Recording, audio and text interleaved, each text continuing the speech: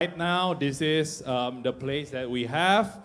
Gua juga agak nggak tahu kemana kita mau berekspansi lagi. But anyway, how are you guys? Gimana kabarnya seminggu ini? Any good stuff happening? Any bad stuff? Oke, kita akan mendengarkan firman Tuhan. Oh ya, thank you. Mungkin sebelumnya kita mengawali dengan doa dulu ya. Mari kita bersatu dalam doa terlebih dahulu. Tuhan, kami mengucap syukur atas kesempatan yang Kau berikan. Kami mengucap syukur Tuhan, kami boleh berada di tempat ini untuk memuji Tuhan bersama-sama dengan saudara-saudara seiman. Kami boleh bermain games. Dan Tuhan, sebentar kami akan mendengarkan kebenaran firman-Mu. Tuhan, biar kiranya Engkau yang berbicara secara langsung, secara pribadi kepada kami. Kami siap untuk mendengarkan dalam nama Yesus. Semua yang percaya dan siap mendengarkan, sama-sama katakan, amin, amin, amin. Oh ya, thank you. Oke, nah gue mau tanya gimana perasaannya setelah kemarin kita melakukan Sunday Invasion kedua. Wow, itu sesuatu yang gue nggak expect gitu ya, tiba-tiba di ibadah, ya kan anak-anak muda, itu gue bukan ide dari gue, tiba-tiba ada anak muda maju, lompat-lompat, dan salah satu mujizat yang gue lihat adalah tidak ada opa, oma, bapak, ibu yang komplain gitu ya. Mereka turns out suka, gue gak tahu mereka ikut lompat-lompat atau enggak. Yang pasti karena kemarin gue temenin Pastor Wiryo sih lompat-lompat gitu. Jadi kayaknya cukup exciting gitu. Oke, kita sekarang masih dalam series This Is Our Home dan ini minggu yang ketiga. Say it with me together, This Is Our Home. Oke, nah tapi sebelumnya gue mau kasih tahu dulu bahwa di week berikutnya, week 4, kita tidak akan ada sermon, kita tidak akan ada khotbah karena kita akan melakukan potluck, oke? Kita akan makan-makan, kita akan ubah tempat ini jadi tempat makan, ya kan? So, in your small group bisa didiskusiin mau bawa apa, ya kan? Mau bawa es kopi mungkin, snack, ya. Langsung nih diskusinya, lu bawa martabak ya, martabak, lu donat gitu. Ya, hati-hati aja beberapa kali potluck dilakukan, makanannya terlalu berlimpah gitu ya. Terlalu berlimpah jadi ya bisa didiskusikan dalam small group, oke? Potluck next week. Oke, and I want to talk about this one word, oke? Satu kata ini, oke? The word is family. Apa yang timbul di pikiran teman-teman waktu ada kata family? Oh? Hah? Fast and Furious, oke, ya, Dominic Toretto, ya. Oke, ada yang timbul mungkin sesuatu yang seru gitu kan, sesuatu yang positif, atau mungkin kadang bisa jadi kita timbulnya itu sesuatu yang agak negatif, kita nggak terlalu senang sama keluarga. Ada yang menganggap ada beberapa temen yang udah rasa keluarga. Siapa yang punya teman-teman kayak gitu? Ya kan, yang kalau udah masuk rumah, ya kan, nggak ada permisi, sat, buka kulkas, ambil yang apa ada yang dalam kulkas. Woi, lu anak siapa? Gitu. Ada yang kayak gitu? Ada? Gua seperti itu di rumah Semde dan Davin, orang yang gak ada di sini gitu kan. At one point gue pernah just show up di depan rumah Davin, masuk rumahnya ya kan, kerja di situ, WFH di situ, ambil makanan di situ. Ya, jadi ada teman-teman yang udah rasa kayak keluarga, bener gak? Bener ya, tapi memang pasti persepsi kita berbeda banget. Kata keluarga itu memicu pemikiran atau perspektif yang banyak banget, berbeda dari orang ke orang. Hal yang sama ketika kita ingin membahas soal keluarga di dalam konteks gereja. Kita semua merupakan keluarga dalam kerajaan Allah. Nah, pemikiran kita akan kata keluarga itu berbeda dari satu orang ke orang yang lain. Tapi satu hal yang pasti, yang sering terjadi di keluarga, at least in my family, adalah di keluarga gua pribadi sering melihat yang namanya pertengkaran. Terutama antara saudara baik itu koko, cici, adik gitu kan, kakak, abang, dede. Siapa yang di sini punya saudara dan pernah atau bahkan sering berantem dengan saudaranya? Boleh angkat tangan? Boleh angkat tangan? Boleh angkat tangan? Ya, Joel jangan angkat tangan ya, jangan angkat tangan, kita akur. Kita akur. Tenang, nanti dibeliin kopi habis ini. Ya, coba angkat tangan yang sering berantem. Oh banyak, oke, sering berantem, oke. Nah pertanyaan berikutnya, kenapa sering berantem? Oke, ini anak pendeta, coba kita lihat jawabannya. Tidak tahu, oke. Sepertinya kurang menerapkan kasih di dalam keluarganya. Wow, oke. Ada alasan tertentu? Alasan apapun? Rebutan sesuatu? Kesenggol, oke. Kesenggol ribut, ya kan, lagi makan. Ups, woi, gitu. Wow, oke. Apalagi, ada penyebabnya? Karena, oke, berarti harus tidak serumah. Betul, gue pernah tidak serumah dan tidak ada pertengkaran, betul. Ada lagi? Iri. Oh iri, ya ampun Naomi Tehila, bertobatlah sebab kerajaan Allah sudah dekat. Ya iri ya, yang satu dikasih sepatu, yang satu dikasih baju. Ih aku juga mau dong gitu ya. Ya bisa iri. Intinya banyak hal yang menyebabkan pertengkaran, tetapi satu hal yang gue mau highlight. Kenapa pertengkaran bisa terjadi? Karena ada hubungan. Karena kita terhubung dengan orang itu. Coba gak terhubung? Kayak tadi nih ya, jawaban yang bagus banget. Karena serumah. Coba gak serumah? Apakah akan bertengkar? Mungkin buat teman-teman yang belum pernah tinggal tidak serumah dengan keluarga, dengan orang tua, kurang bisa relate, nggak bisa membayangkan. Tapi percayalah dari gue yang sudah pernah, bahkan sedang tinggal di luar rumah. Wow, damai. Kenapa? Karena tidak berhubungan seperti kalau serumah. Hubungannya lebih intens, lebih sering ketemu. Sehingga apa? Menyebabkan semakin tingginya kemungkinan pertengkaran. Hal yang sama juga terjadi di gereja. As we get closer with the people in the church, there will be more tension as well. Kita bilang nih, wah kita mau menjadikan ini rumah. We are a family, ya kan? Brother and sister in Christ, gitu ya. Tetapi ternyata ada konsekuensinya juga, ada dampak dari kita menerapkan hal ini. Yaitu adalah semakin banyak tension, tekanan, tegangan, pertengkaran mungkin. Gue berharap tentunya tidak ada pertengkaran.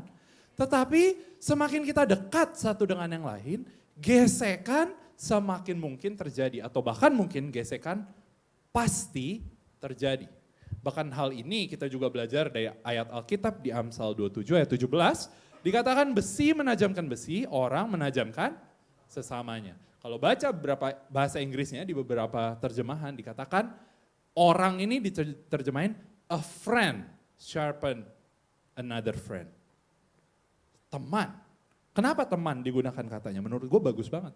Karena kalau bukan teman, kalau hanya orang jauh, ya udah gesekannya sedikit. Iya kan? Tapi karena teman, karena dekat, berarti semakin mungkin bergesekan. Tetapi satu hal yang kita perlu ingat bersama-sama di sini bahwa apa tujuan dari gesekan yang terjadi di antara keluarga, di dalam keluarga. Tujuannya adalah untuk menajamkan. Kita tidak mau kita bergesekan untuk melukai. Kita nggak mau kita bergesekan demi kepentingan sendiri. Tapi kita mau bergesekan kenapa? Karena itu membuat kita lebih tajam. Lebih tajam dalam hal apa? Dalam mendengar suara Tuhan, bisa juga lebih tajam dalam hal konteks kita bisa jadi lebih berempati ke orang, kita belajar berempati. Tahukah bahwa berempati itu latihan? Enggak semata-mata muncul dari kecil lahir, ini punya talenta empati ke orang. Ya mungkin beberapa orang ada karunia-Nya, Tapi secara umum, kita perlu dilatih untuk berempati. Ada lagi ternyata konsekuensinya, karena ketika membahas keluarga, bukan hanya berbicara masalah gesekan. Tetapi, home is a place where you feel comfortable, okay? But also a place of growth. Rumah adalah tempat bertumbuh. Katakan bersama-sama gue, bertumbuh. Bertumbuh. Awal, waktu kita ada di keluarga kita, gue yakin semuanya 100% mulai dari bayi. Yakin gue, yakin. Itu kayak gue dapat hikmat dari Roh Kudus gitu ya. Kita semua mulai dari bayi. Tidak ada yang datang ke rumah tiba-tiba, 18 tahun gitu. Baru mulai jadi anak. Karir sebagai anaknya dimulai di usia 18 tahun. Well, nggak ada gitu, kita mulai dari bayi. Nah, waktu kita mulai dari bayi, gue yakin 100%, gue yakin banget. Setelah 10 tahun, kita tidak lagi menjadi bayi. Yakin banget gue. Kelihatan dari ukuran-ukuran badan di sini. Tidak ada lagi yang bayi. Karena dengan gampang gue bisa bawa Nikanor ke sini dan bandingin dengan kalian semua. Dan kalian sudah lebih besar dari Nikanor Elliot. By the way, Nikanor Elliot buat yang gak tahu dia artis. Ya kan, at least di GBIWTC. Karena anak dari Next Gen Pastor kita, jadi selalu digunakan. Silakan follow Instagram Pak Wiryo kalau mau melihat kelakuan-kelakuan mereka. Anyway, you start from a baby then move to become a man or a woman. Become more mature. Nah, hal yang sama juga dikatakan di dalam Alkitab. Ternyata hal ini biblical, bukan hanya omongan untuk mendorong kita jadi lebih dewasa. Gue akan baca dari Kolose 2 ayat 6 sampai 7. Kamu telah menerima Kristus Yesus Tuhan kita. Karena itu hendaklah hidupmu tetap di dalam Dia. Hendaklah kamu berakar di dalam Dia dan dibangun di atas Dia. Hendaklah kamu bertambah teguh dalam iman yang telah diajarkan kepadamu dan hendaklah hatimu melimpah dengan syukur. Amin. Ini ada banyak hal yang bisa dibahas dari ayat ini, tapi gue mau ambil beberapa kata kunci yang relevan dalam pembahasan kita pada hari ini. Berakar. Ketika tanaman ditanam dan dia berakar, maka hasilnya adalah pertumbuhan. Kita tanam, siram, kasih pupuk, terus berakar. Tinggal tunggu waktu sampai keluar tunasnya. Tinggal tunggu waktu tunasnya berubah jadi batang yang lebih gede. Tinggal tunggu waktu keluar daunnya. Tinggal tunggu waktu berbuah. Jadi di Alkitab pun diibaratkan kita sebagai tanaman dan kita diminta untuk berakar. Lalu kata berikutnya dibangun. Kalau ada pembangunan, ada yang di sini pernah lihat rumah dibangun, apartemen dibangun, mall dibangun. Ada yang pernah lihat? Pernah? Misalnya sehari-hari nih ya, dari rumah ke kampus, ada bangunan nih yang lagi dibangun. Apa ciri-ciri bangunan yang lagi dibangun? Gue kasih tahu, berbeda dari waktu ke waktu. Awalnya cuma tiang doang, nggak kelihatan apa-apa. Tiba-tiba kok ada atapnya, ada temboknya. Kok tiba-tiba warnanya berubah, udah dicat.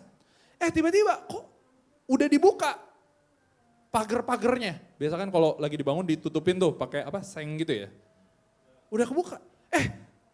Akhir-akhir, kok ada taman. Akhir-akhir, tamannya nggak kelihatan karena udah dibangun tembok pembatas rumahnya, gedungnya. Berubah dari waktu ke waktu. Berarti hal yang sama juga merupakan ekspektasi yang Tuhan miliki kepada kehidupan orang percaya. Bahwa kita tidak sama dari waktu ke waktu. Kita berbeda, kita mengalami perubahan. Dan kata berikutnya, jelas banget, bertambah. Hendaklah kamu bertambah teguh, bertambah. Bertambah maksudnya apa? Yang tadinya misalnya punya 1 jadi 2, 2 jadi 3, 3 jadi 4, itu baru bertambah. Jadi maksudnya apa?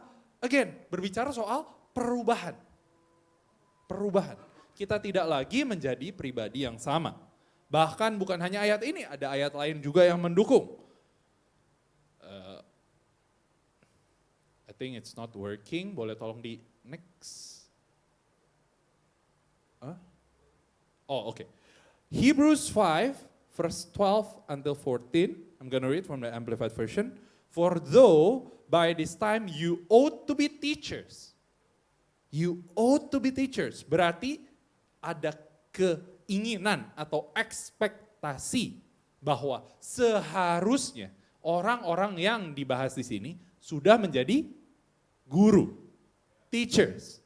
Benar? Ada ekspektasi karena dia bilang you ought to be teachers. Harusnya kamu tuh udah jadi guru loh. You ought to be teachers. Because of the time you have had to learn these truths. You actually need someone to teach you again the elementary principles of God's word from the beginning. And you have come to be continually in need of milk, not solid food. Wow. Ternyata ada ekspektasi bahwa ketika kita menerima Tuhan sebagai juru selamat, kita menerima Yesus, kita mengundang Roh Kudus masuk ke dalam kehidupan kita. Ada ekspektasi di sana bahwa kita bertumbuh, kita makan makanan yang berbeda dari saat kita mulai perjalanan kekristenan kita. In need of milk, not solid food. Dijelaskan di ayat berikutnya. Verse 13. For everyone who lives on milk is doctrinally inexperienced and unskilled in the word of righteousness, since he is a spiritual infant. But solid food for the spiritually mature, whose senses are trained by practice to distinguish between what is morally good and what is evil. Ada dua kata nih di sini. Ada spiritual infant, bayi rohani, dan spiritually mature, dewasa rohani. So we can take the conclusion that God wants you to grow from spiritual infant to spiritually mature. Ya memang lebih susah diaminkan, gue tahu ini agak berbeda gitu ya. Kamu akan diberkati, amin gitu kan. Jangan jadi bayi terus, jadi dewasa. I'm gonna say it one more time. God wants you to grow from spiritual infant to spiritually mature. That's the response. Dulu waktu bayi, ya kan, mungkin yang punya keponakan atau sepupu yang masih sangat kecil gitu ya, dikasih makan, terus dibuang, dilepeh gitu ya, masih lucu. Kalau udah 20 tahun, dikasih makan, terus dilepeh. Maaf guys, udah gak lucu. Itu menjijikan. Right? Beda ekspektasinya antara bayi dan orang usia 20 tahun. Anak-anak misalnya tidak mau mandi atau sikat gigi gitu ya, disuruh. Misalnya siapalah nama anaknya, misalnya Joshua gitu ya, nama gua aja biar tidak menyinggung yang lain. Josh, sikat gigi ya. Terus jawabannya, gak mau ah. Anak-anak, masih lucu. Umur 20 tahun. Bahkan gue bingung kalau kita masih perlu diingetin buat sikat gigi. Gue bingung. Ekspektasinya berbeda. Benar gak? Anak kecil dimaklumin, bahkan dicubit-cubit, lucu deh ya. Gak mau nurut gitu ya. Masih lucu, imut gitu kan. Udah 20 tahun, gak ada lagi imutnya. Udah beda. Ya itu Karel yang ngomong bukan gua. Nah di gereja pun juga sama. Kita perlu menjadi lebih dewasa secara rohani. Awal kita gabung FLCC, menerima Yesus sebagai Tuhan dan Juru Selamat. Kita dibimbing, perilaku kita mungkin dimaklumin. Wah ini anak ngomongnya gak bener gitu kan, sembarangan, nyakitin orang. Oke, dimaklumin. Tapi setahun, 2 tahun, 3 tahun kemudian ya sudah sewajarnya orang memiliki ekspektasi yang berbeda. Kamu udah 3 tahun loh jadi orang percaya. Masa masih menyakiti orang dengan perkataan kamu? Hello? Beda ekspektasinya. Dulu, wah gak mau memberi untuk gereja. Jangankan per puluhan, per 20-an, per 30-an aja gak mau.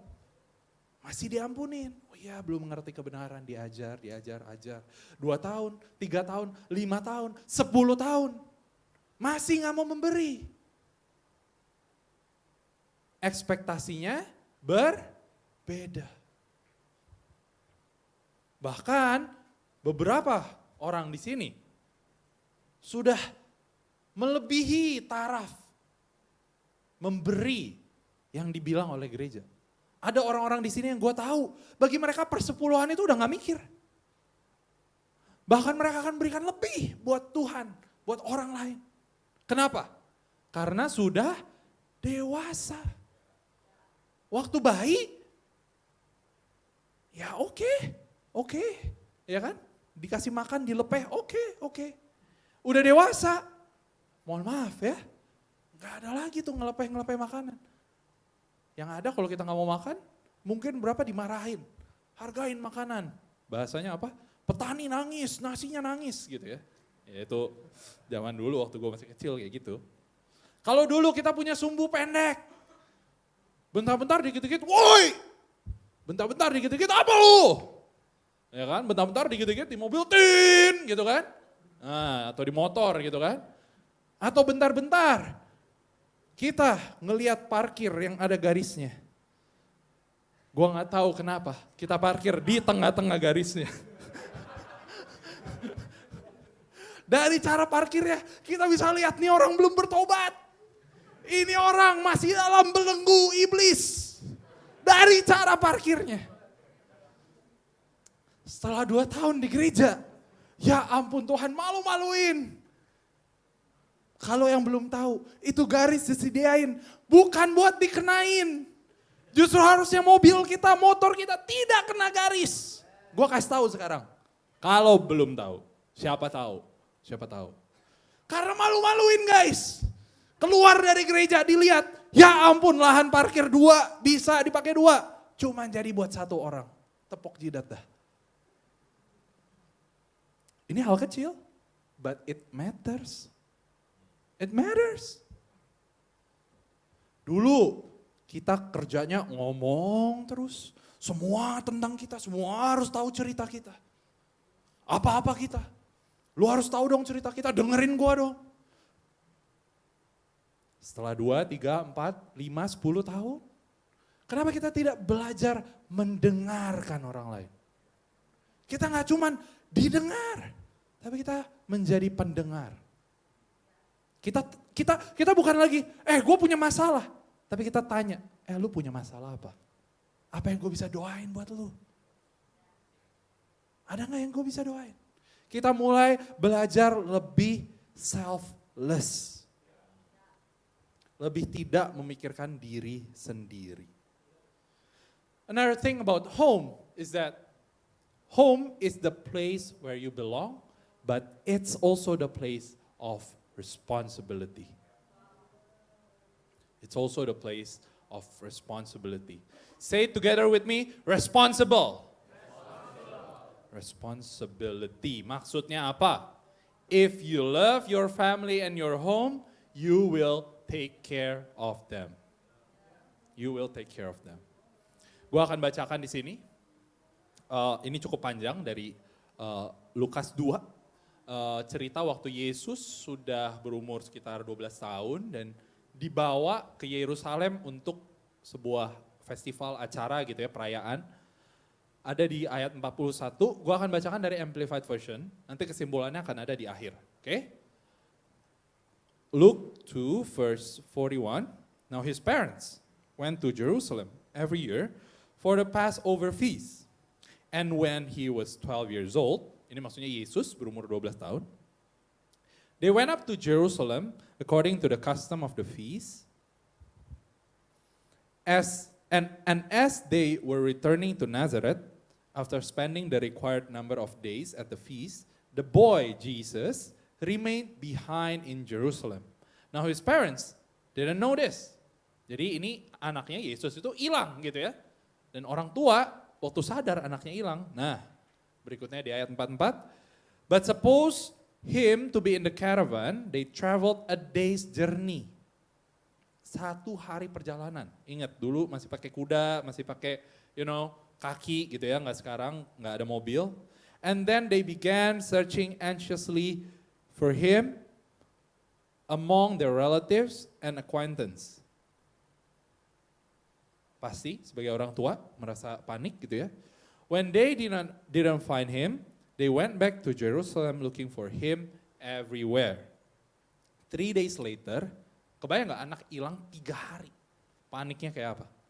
3 days later, they found him in the court of the temple, sitting among the teachers, both listening to them and asking them questions. Ternyata Yesus lagi di bait Allah, mungkin kalau gambaran sekarang gereja, ngobrol sama bayangan dari sini pendeta-pendeta, anak 12 tahun nih, dengerin, tanya, pendeta-pendeta gitu ya. All who heard him were amazed by his intelligence and his understanding and his answers. When they saw him, they were overwhelmed. Ini maksudnya orang tuanya gitu ya, waktu ketemu. And his mother said to him, "Son, why have you treated us like this? Listen, your father and I have been greatly distressed and anxiously looking for you." Wajar banget ya sebagai orang tua ya. Ayat 49, and he answered, "Why did you have to look for me? Did you not know that I had to be in my father's house?" Ditantang gitu kayaknya orang tuanya ya. But they didn't understand what he had said to them. Jadi orang tuanya Yesus nggak tahu, wajar aja gitu ya. Nah, di ayat terakhirnya dikatakan gini, ini menarik banget. He went down to Nazareth with them and was continually submissive and obedient to them. And his mother treasured all these things in her heart.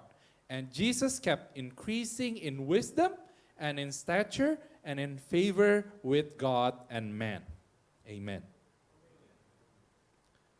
Bisa lihat, Yesus, anak Allah, super brilliant, super talented kid. Oke? Karena dia bisa ada di antara pendeta-pendeta, gambaran aja, waktu itu bukan pendeta namanya ya, hanya gambaran. Di antara pendeta-pendeta dia nanya, dia diskusi. Anak 12 tahun. Can you imagine?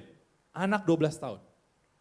Terus waktu orang tuanya menemukan dia, mau dibawa pulang, dia bilang, "Lah, kan aku emang harus ada di sini." Oh, orang tuanya gak terlalu ngerti. Tapi pertanyaannya apa yang Yesus lakukan? Gue kasih tahu, Yesus tetap melakukan responsibility, tanggung jawabnya sebagai anak. Yaitu apa? Taat sama orang tua. That's it. Yesus ikut pulang, Yesus taat sama orang tuanya, Yesus, iya dia mungkin perkataannya terkesan tidak baik karena orang tuanya pun tidak mengerti, bukan dia bermaksud kurang ajar, tetapi perilaku yang Yesus tunjukkan adalah ketaatan. Kenapa Yesus taat sama orang tuanya? He's a God, you can do anything. Tapi kenapa Yesus taat sama orang tuanya? Because in family, yes, it's a place where you belong, but it's also the place of responsibility. Being responsible. Come on guys, in your family, be responsible. Submit to your parents just like Jesus did. Jesus himself, guys, can you imagine? The God who can do anything. He's above anyone in the world. Yang dilakukan ketika menjadi manusia, taat sama orang tua. Wow, siapalah kita gak mau taat sama orang tua? Hello? Nah itu tadi kalau keluarga yang physical gitu ya, ayah dan ibu kita yang secara darah. But do you know it also applies in the church. As we are trying to build this house of God, as we try to make this place a home, let me tell you, in order to build that kind of place, you will need responsibility. Kita butuh tanggung jawab. Bukan have fun itu bagus, gue senang kita semua di sini have fun. Tapi lebih daripada having fun, lebih daripada bersenang-senang, gue juga mau kita semua di sini bertanggung jawab. Ayat lainnya, 1 Corinthians 13 verse 11 from New King James Version. When I was a child, I spoke as a child. I understood as a child. I thought as a child. But when I became a man, I put away childish things. I put away childish things.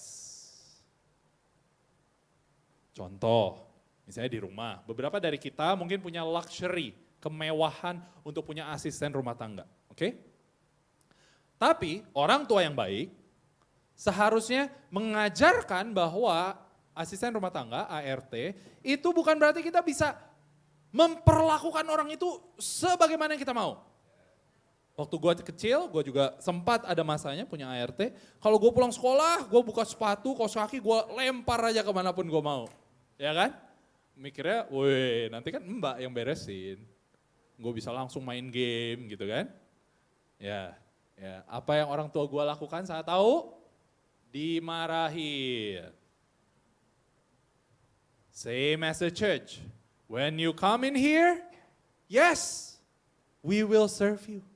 Yes, banyak orang di sini super humble, super selfless, mereka akan melayani, memberikan yang terbaik.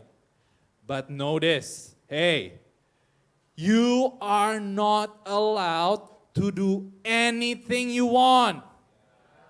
Be respectful. Hello. Ya, kamu dilayani. Tetapi kalau ini menjadi rumah, berarti ini menjadi tanggung jawab kita bersama. Bukan berarti kita bisa melakukan apapun yang kita inginkan. Datang buang sampah sembarangan. Nih, sampah salah satu yang sering gue temukan ya. Nih. Bukan sedotannya, ini nih. Nih. Plastik sedotannya. Iya, gelasnya kita buang ke tong sampah. Plastiknya enggak. Iya, kita punya orang buat bersih-bersih. Ya. Mereka akan bersih-bersih, mereka akan berikan tempat yang terbaik untuk kita beribadah. Ya. But as a member of a family, hey, shouldn't it be us that take care of this place? Bukan orang lain dong. Karena ini rumah kita. Bukankah kita yang harusnya ngerawat rumah itu? Ups. Nanti gua ambil, enggak sekarang gua ambil, daripada lupa. Imagine throwing trash not in the trash bin in front of your parents. Woo! Ada yang berani? Then the same thing applies in the church. We want to be respectful. We want to create the best place for everyone. Tempat yang bersih, tempat yang harum. Kalau habis gunain toilet, jangan lupa disiram. Enggak, gue tahu semua di sini pasti siram, just in case. Atau bahkan mau naik kelas lagi? Mau naik kelas? Nih kalau mau naik kelas ya. Kalau ngelihat toiletnya jorok, berceceran airnya di mana-mana. Nih kalau mau naik kelas, ambil tisu, lap. Gak perlu nunggu orang lain yang bersihin. We take responsibility of this place. Dan kalau teman-teman yang gak tahu, it has been my habit. Kalau gue ke toilet, gue akan cek apakah ketika gue meninggalkan itu sudah layak dipakai orang lain. Kalau mau naik kelas, bukan cuman kita yang jaga diri, tapi kita juga jaga semua yang ada di sini untuk kepentingan orang lain. So here's the bottom line, okay? Home is a place of comfort and belongingness. Yes, at the same time, it is a place of tension, growth, and responsibility. Gue ulang sekali lagi. Home is a place of comfort and belongingness. Yes, we will make you feel comfortable. We want you to feel belong in this place. At the same time, it is also a place of tension. So expect tension, guys. Expect, kalau emang ada gesekan, itu wajar terjadi. Growth, so expect to be pushed.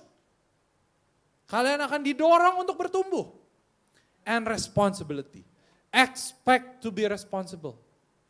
Expect to be responsible. But I'm not gonna stop here. Another bottom line. As a kid, home is the place where we receive. But as an adult, home is the place where we give. That is the difference between a kid and an adult. As a kid, you can do anything in your home, right? And your parents, they will take care of everything. But as you mature, when you become an adult, let me tell you, you are the one who's responsible. You are the one who's responsible. Jadi gue mau, ini kata-kata penutup yang terakhir. Jadi kita bisa lihat bahwa keluarga adalah tempat perpindahan dari dilayani menuju melayani. Sebelumnya kita semua orang pasti mau dilayani, benar gak? Kita semua mau. Waktu kita datang makan ke sebuah restoran, kafe, tempat makan lah. Kesel ya kalau gak dilayanin ya. Pelayanannya gak bener, kesel gitu. Kenapa kita kesel? Karena kita expect kita dilayani. Semua orang senang dilayani. Tapi pertanyaan gue, apakah kamu mau mengambil peran sebagai pelayan? Bukan hanya sebagai orang yang menerima, tetapi memberi. And that's the sign of maturity. Ketika kita memberi, bukan diberi. Mari kita bangkit berdiri bersama-sama. Nanti di dalam small group ada dua hal yang bisa didiskusikan. Yang pertama bisa share a story of your tension with other people. Wih seru nih cerita tension gitu kan sama saudara, sama teman. Coba cerita. Biar sebagai bukti bahwa hey semakin dekat sama orang, semakin mungkin loh terjadi tension. Itu mungkin loh kalau makin dekat gitu kan. Biar kita punya ekspektasi yang sama. Yang kedua, discuss how you can grow and what responsibility you can take. Whether in your small group or in the church. Oke, mari kita tundukkan kepala kita mau bersatu dalam doa. Tuhan, terima kasih Tuhan atas hari yang Kau berikan, kami sudah bisa mendengar kebenaran firman-Mu. Tuhan, aku berdoa biar kebenaran firman-Mu dapat seperti benih yang tertanam di hati yang subur. Sehingga kami melihat buahnya, buah tanggung jawab.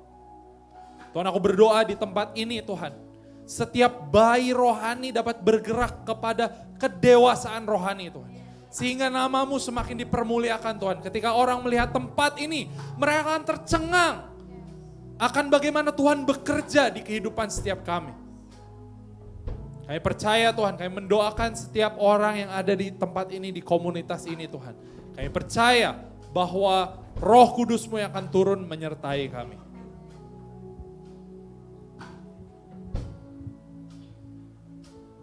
Let's sing this song. It feels like home. It feels like home when I'm with you. It feels like home. Here in your love is where I belong.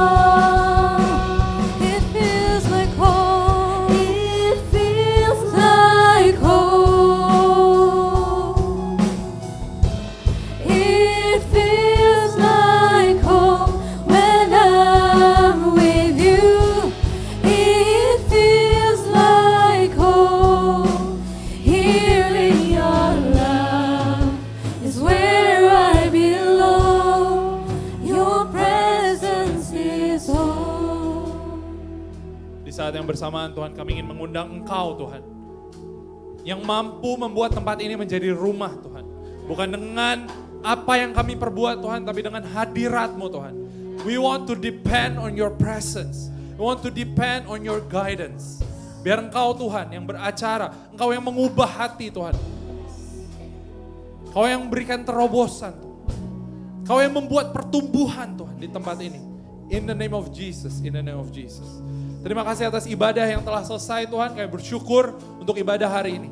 Kami berdoa Tuhan, biarlah setelah ibadah ini Tuhan, dalam setiap small group discussion yang ada, dalam setiap kehidupan kami Tuhan, kami dapat semakin bertumbuh, semakin serupa dengan Yesus. Yes. Tuhan, aku berdoa Tuhan, biar dari tempat ini Tuhan, akan keluar terang dan garam Tuhan.